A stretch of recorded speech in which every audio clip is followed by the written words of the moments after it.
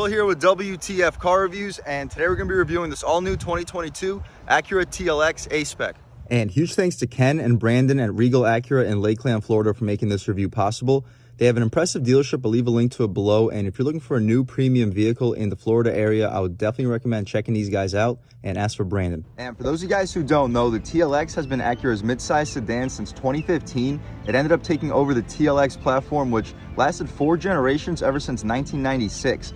The TLX is also on its second generation, all new for 2021. Here we have the 2022 A-Spec. The first generation TLX came equipped with 2 different power plants, one being the base 2.4-liter 4-cylinder made it to an 8-speed dual clutch. Same power plant as the ILX that we've already reviewed in this channel, same power plant as my previous car. The second power plant choice for the upgraded TLX trims was a naturally aspirated 3.5-liter VTEC 6-cylinder motor. Both engines have been scrapped for the second generation released last year for 2021. Here for 2022, all TLX models outside of the Type S come equipped with a 2-liter turbocharged 6-cylinder, made it to a 10-speed automatic transmission. Same power plant as the RDX that we just reviewed in this channel, similar to the Civic Type R, just different turbocharger, different camshafts, but other than that, basically the same exact motor. But here we have the 2022 Acura TLX A-Spec. A-Spec is going to be one of the top trims of this vehicle. So outside of the upgraded 3-liter twin-turbo engine, this vehicle is really fully loaded. Everything that will come on the tech package is included in the A-Spec, such as Acura navigation with voice recognition, blind spot information, rear cross-traffic monitor, and front and rear parking sensors. Really useful features, all included on the A-Spec package. The A-Spec also includes the exclusive styling leather trim sports seats, ventilated front seats, 19-inch alloy wheels, 255/40 R19 all seasons. We get an A-Spec specific sports steering wheel. This Acura ELS 3D premium audio system is unbelievable. It's a 17-speaker system with a subwoofer. It basically shakes your skull. We also get wireless phone charger, LED fog lights, LED daytime running lights, black headliner. Really loaded. We also get quite a few advanced safety features such as adaptive cruise control, collision mitigation braking, forward collision warning, lane departure warning, lane keeping assist, road departure mitigation, and traffic jam assist. Truly a loaded vehicle. The base price around $44,450. The only options we have here is this really beautiful Apex Blue Pearl Metallic. It's going to run you an additional $500. After about $1,000 destination charge, expect total vehicle price to be sitting right under $46,000. What do we get for that money? Let's jump right in. So up front, you notice your full LED headlamps with a beautiful LED daytime running strip. This Blue Pearl Metallic is really dirty. I should have ran it through a wash, but hopefully you can still pick up this really nice metallic. We'll walk to some of the cleaner parts of this car and really get a chance to see the really nice bird poop decoration right up top. But I'm really liking this front end styling despite the pretty dirty paint. As you guys see, pretty aggressive flares in front of your intercooler on the bottom, radiator up top. The Acura badge, also pretty large. I apologize for the sunlight, little bit of glare, but as you see, that's where we're going to be housing our advanced safety features. Full front parking sensing, functional airflow right above your LED fog light. Not quite sure if I can pick up that. There you go, right there. You get a little bit of airflow, but pretty impressive when it comes to the front end. Really nice styled mid-size sedan. As far as the wheel and tire setup, also a pretty big part of this A-Spec package. We get these really nice gunmetal gray 5-spoke 19-inch rims wrapped in 255/40 R19 Bridgestone Turenza all-season tires. Some of the better all-seasons in the business, and the 255 wide setup should get this front-wheel drive sedan pretty well hooked off the line. No plastic cladding, everything's body color, really clean design. A-Spec badge in the corner, nice little red A. The mirrors blacked out, LED turn signal, two-tone contrast with this blue paint, and hopefully you guys can pick up that blue metallic right here. Really a gorgeous color. The glass fills up basically the entire frame. I'm liking the two-tone contrast, as I mentioned. I'm liking the tints too, blacked out B pillar, blacked out C pillar. It would be nice to see a blacked out roof too, but this blue metallic paint isn't really a bad trade-off. Smart access for all 4 passengers. That's a pretty nice luxury touch. I'm liking the rear end little flare. Kind of gives this sedan nice little hip design. Once we step out back, you can really get a nice sense. Really well designed sedan. Kind of reminds me a little bit of the Kia Stinger. The Stinger is of course rear-wheel drive based, whereas this is front-wheel drive based. Both are available in all-wheel drive, but I'm really not going to compare those two cars too much. Really like that black lip spoiler TLX badging right up top, Acura badge beneath with your rear view camera, Really like this rear end design. I like the exhaust tips. Reminds me of the MDX that we just reviewed. The reflectors also have an aggressive flare to them.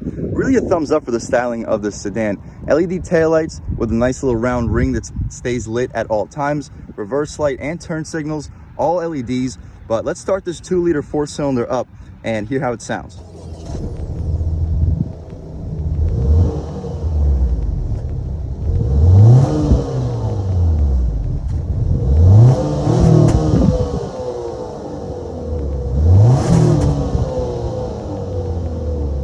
All right, guys, that was, of course, the sound of the 2-liter turbo 4-cylinder sold by Acura for this TLX. It sounds pretty aggressive in the interior. We'll check that out once we take it out for a drive, and not quite sure about the exhaust noise. But as far as the motor, here you have it. 2-liter turbo 4-cylinder making 272 horsepower, 280 pound-feet of torque. Made it to this 10-speed automatic transmission. You can expect 0 to 60 to be in the lower 6-second range, maybe even quicker if you get a really good launch. You can see really aggressive when it comes to the handling support. You have 2 sets of strut tower braces, one leading to the chassis, one connecting to strut towers themselves. Really aggressive when it comes to the setup. Other than that, pretty straightforward. What you see is basically what you get. No battery in the engine bay, so pretty good when it comes to weight balance.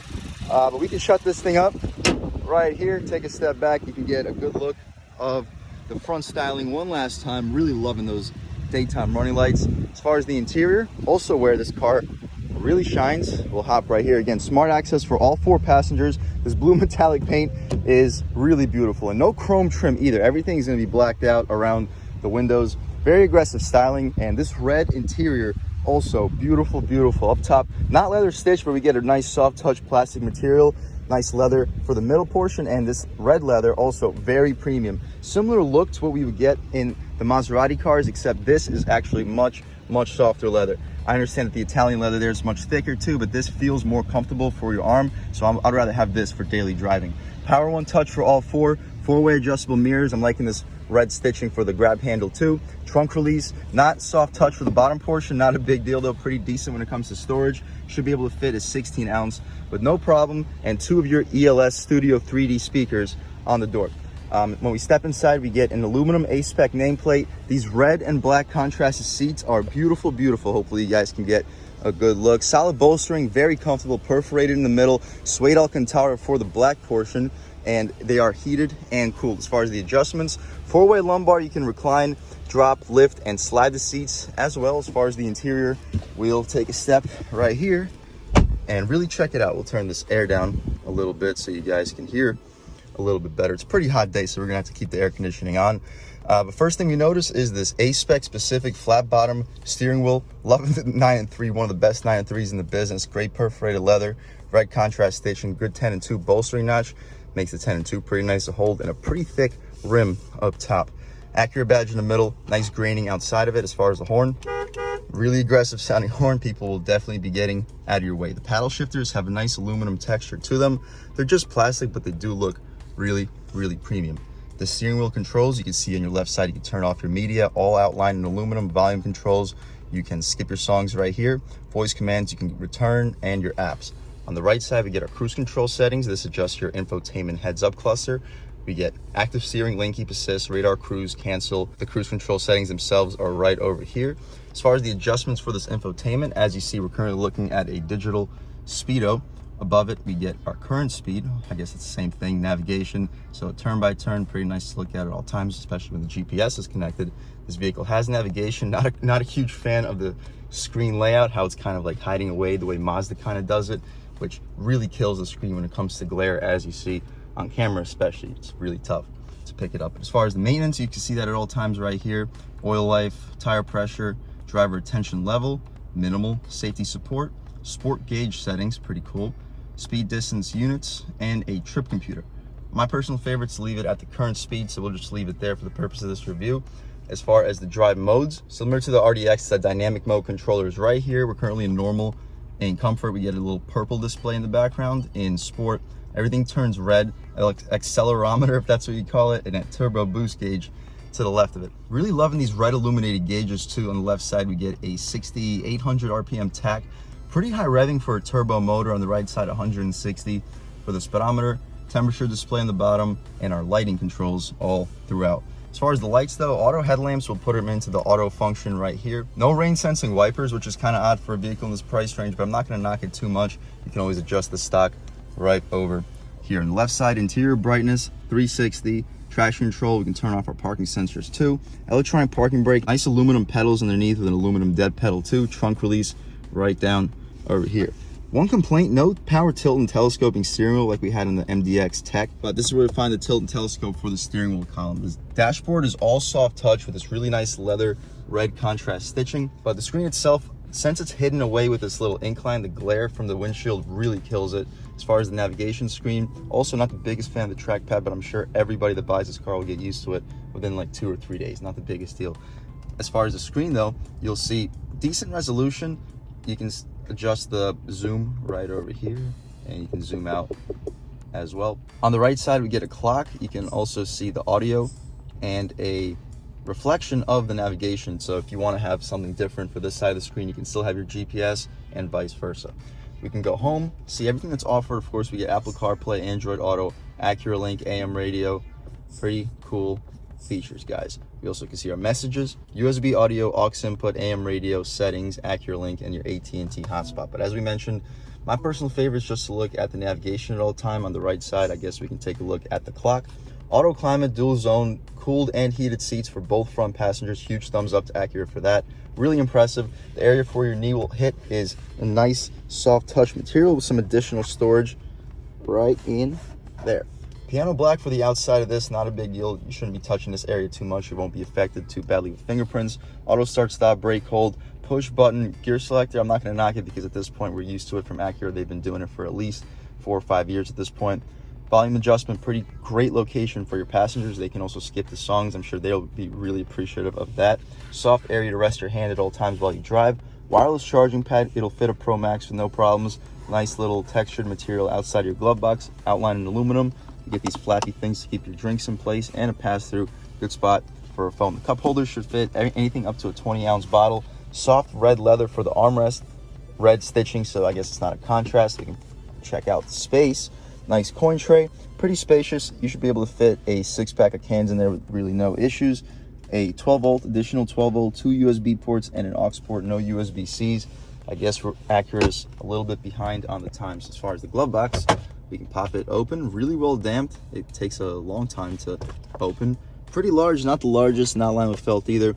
May not fit a license plate because it's really not that deep, but you should be able to fit a pair of shoes in here with no problem. Soft touch material above it.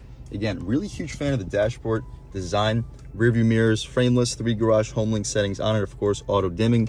Sunglass holder, no panoramic moonroof. We can open up the sunroof shade, press this button, and it opens right up inside of the roof too. It's not just gonna be hanging on top of your roof. Opens up all the way, brings a ton of light into this cabin.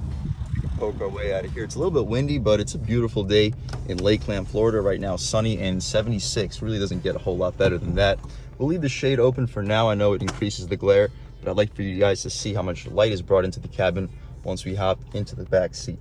But before we hop into the back seat, you can take a look at the window sticker, pause, take a look at all the features that I may have missed. Of course, you got the 2022 TLX A-Spec in the Apex Blue Pearl, metallic paint, red interior, really beautiful. $44,450 for the base price, $500 for the Apex Blue Pearl is our only option. Total price, $46,000 bucks. 25 MPGs combined, pretty good on gas, 22 city, 30 highway. Really impressive when it comes to a luxury sport sedan. That's about it though for this interior, at least for the front seat.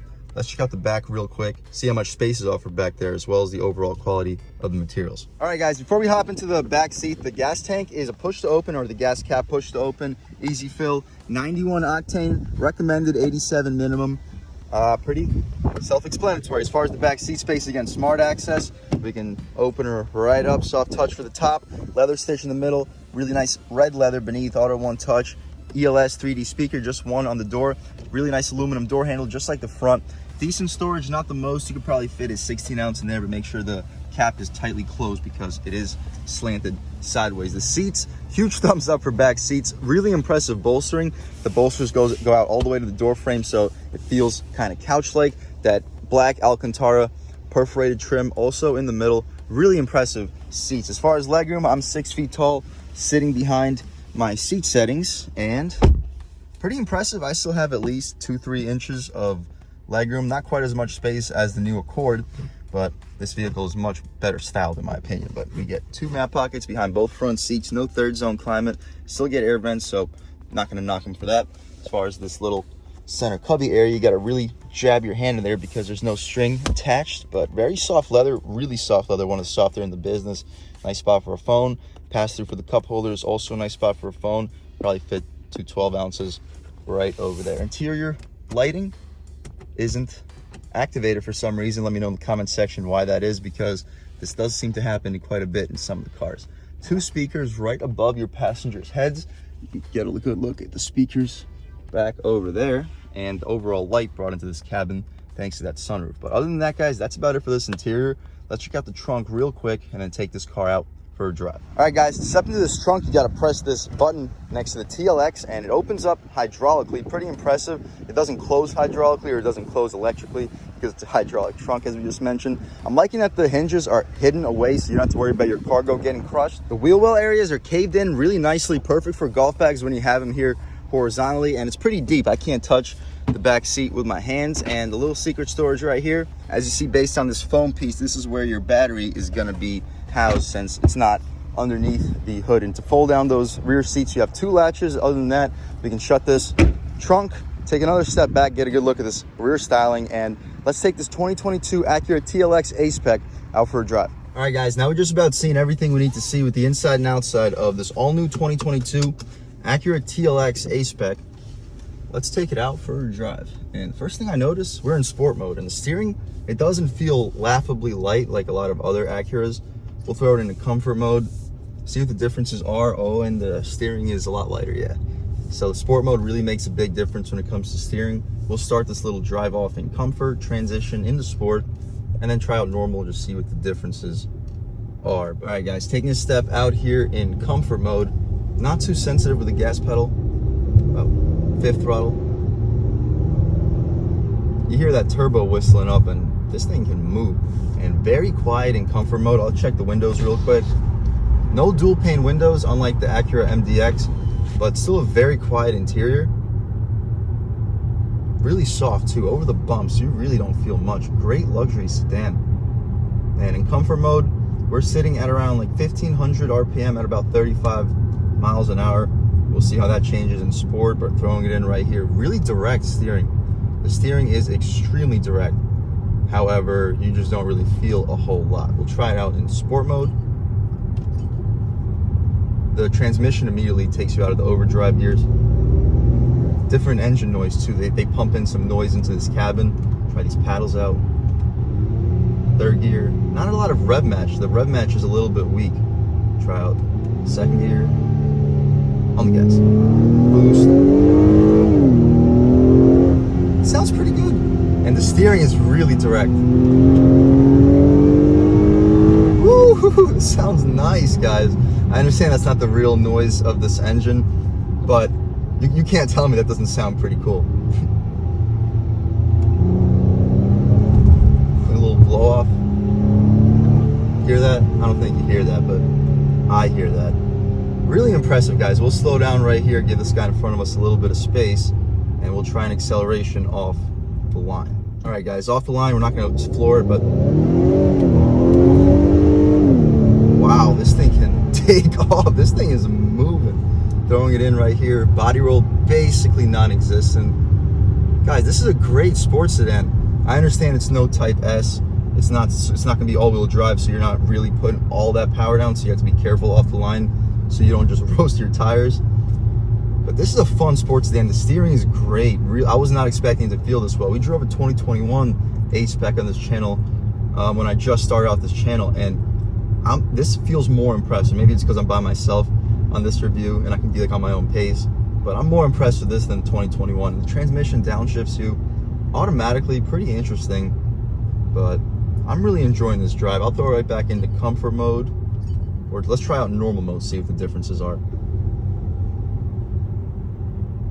Yeah, it's like a hybrid. The steering, it's almost as light as comfort. It's a little bit heavier. It's not quite as sharp as sport mode. If there was like an individual mode where you can keep the steering in sport at all times while keeping the transmission and the gas pedal in comfort, I would just leave it there at all times. Maybe keep that sport noise too. I think it sounds pretty good. But just wow, what a quiet interior. It calms down so much. But going for about 30 miles an hour in normal mode, we're still turning about like 1900 RPM, so a little bit high. So we're probably sitting in like 4th or 5th gear at around 30 miles an hour. It would be nice if we downshifted a little bit, really get the revs down. But other than that, still really impressive. I'll throw on the POV camera, try to give you guys a first-hand look driving this car, and I'll catch back with you in 1 second. All right, guys, stepping out in normal mode. We'll try a real world U-turn right here, get ourselves back on that road that we came from right here. And the camera's a little bit high up right now because the seating position in this TLX is a little bit, see, I don't think we're making that. I'm not even gonna risk it.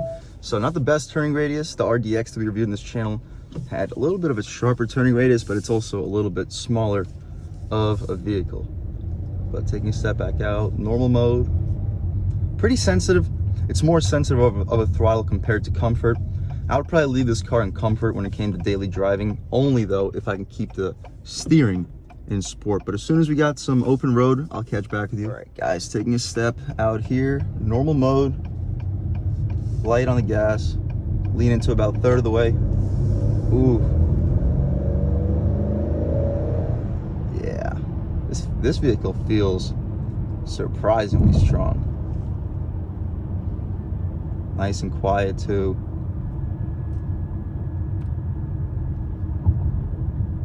Oh yeah. Steering feels really sharp too. Even in normal mode, it feels really sharp. As soon as you start turning the wheel, the vehicle changes directions. Wow. It feels really, really nice. But I'll give these guys a little bit of space and I'll catch back with you. All right, guys, stepping back out. We'll try it out in sport mode. Woo! Yeah, this thing definitely no slouch. Manual mode. Nice.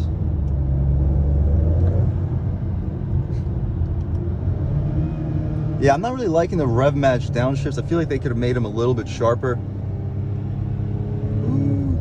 And once you don't use the paddles for a second, it just immediately puts you into automatic mode.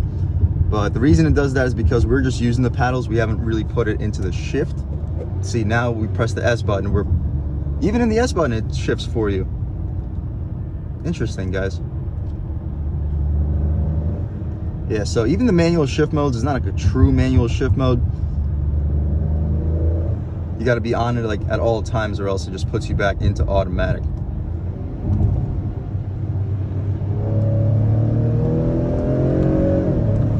Ooh. Nice. The brakes feel real sharp.